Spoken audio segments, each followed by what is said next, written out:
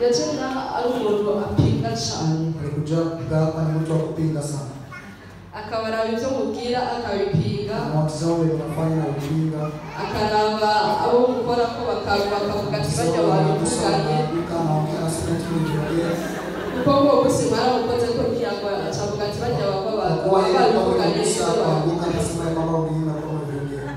Munyuma umukuzine wiwe odetara mubwira ati uragera usange muri biro uzobona ibyawe bihindutse. Akamwambia wale mkutane mbiro yako utarudi. Yajenga hari umuntu adandaza urumogi. Alikuja hapa ni mtu anachuuza bangi. Anywa inzoga. Anakunywa pombe. Nawe na urumogi. Na yeye anavuta bangi. Amusambanyi.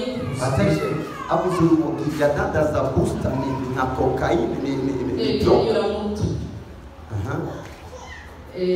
Akunda boate. Anapenda boate. Yari yarapfuye muhiri wabo aca kwipangira. Akatoka nyumbani kwao ameenda kujipangia. Ishure yararihevye. Masomo alikuwa ameshaacha. Igihe mu musenga mubwira ati genda urabohotse. Mwambia nenda nafunguka. Yumvise ubuzima bwiwe buhindutse. Maisha yake yanabadilika. Yacha musanga abavyeyi biwe basubire muhira. Yarasubiye muhira. Nimerudi nyumbani. Kandi yacha asaba abavyeyi basubire ku ishuri. Ubu ni umunyeshuri. Kandi yabwiye yuko asigaye afise ubwenge atigeze agira.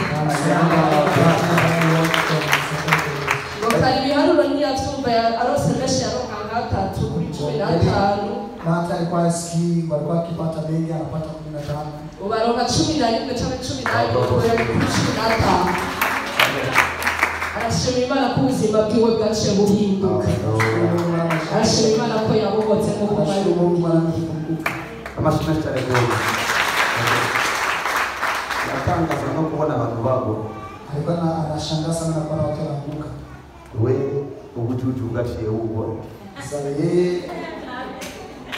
ujinga ulianguka akili zikaingia. Ubujuju bwaciye bugwa ubwenge buragira. Abashina cyane. Ubuganga bamwe yavuze yuko azaza gusengera ngaha ari kwe